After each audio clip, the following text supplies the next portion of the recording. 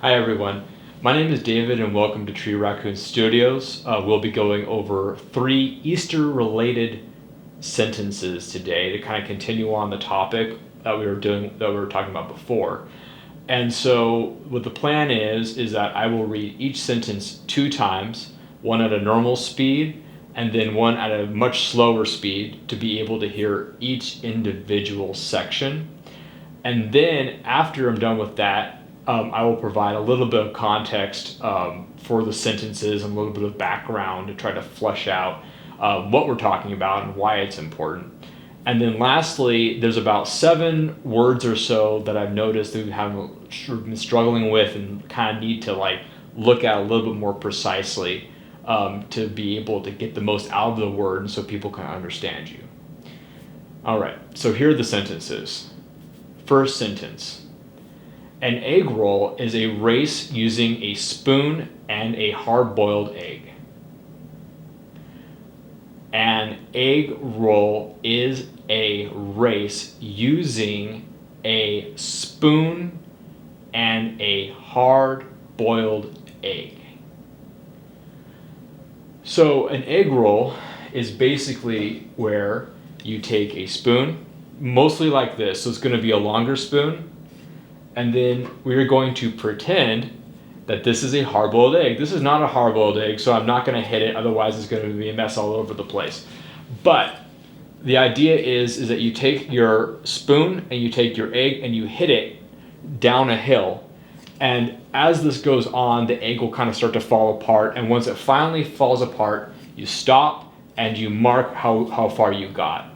Specifically, this is done at the White House, so every single Easter, the president will come, will invite people, and the little tiny kids will come, and they will roll their painted eggs down the White House lawn.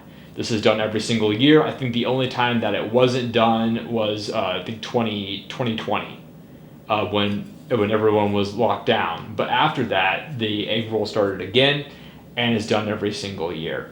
So that's what the egg roll is. All right, here's the second sentence.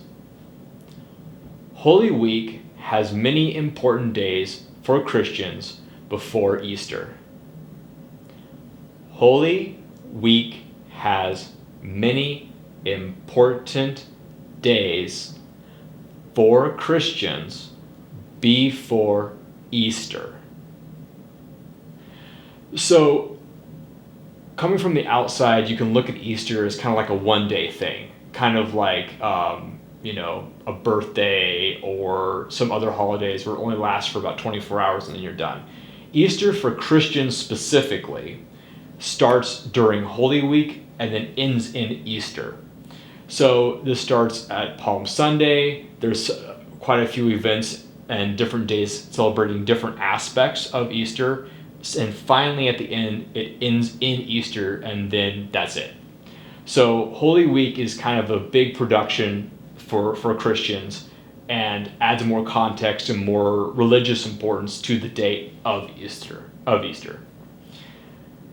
The next sentence is, Easter services can look different depending on the types of church. Easter services can look different depending on the types of church. So it's really easy to think of American Christian religion as monolithic or as like one thing. For example, if you go to the Notre Dame Cathedral of Saigon and you go there for that Easter celebration as a, kind of like, okay, what is this all about? And you go there, then you will experience a Catholic Mass, which has a very specific way of celebrating Easter. If you come to the United States, we also have Catholic Masses, but we also have Protestant services.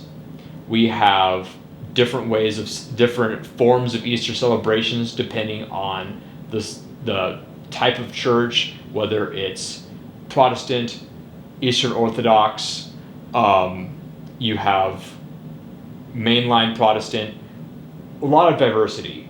So if you go to the Cathedral of Saigon thinking that this is the same across the board and the experience is the same in the United States, then you might be surprised to note that everywhere it's a little bit different. So let's go into the 7 words that we're having a little trouble with. So the first one is spoon. Spoon. Spoon. Really have to raise your cheeks and make sure you are putting your tongue in the back of your front teeth. Spoon. Next one is hard-boiled. Hard-boiled. Hard-boiled. Hard-boiled is one of those words you can say really fast and no one will understand what you're saying. So here's some context. We're pretending because this is a raw egg. Hard-boiled egg. Hard-boiled egg.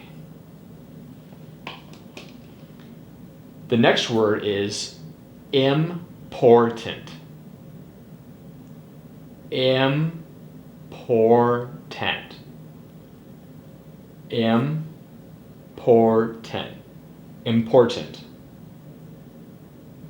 This one you just break it up, really focus on that t sound, and try not to rush it. Otherwise it'll sound like important and no one will understand what you're saying. Important. The next one is Christians. Christians. Christians.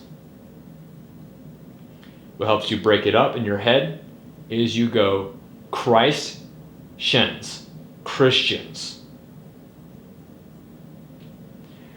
The 5th one is services. Services. Services.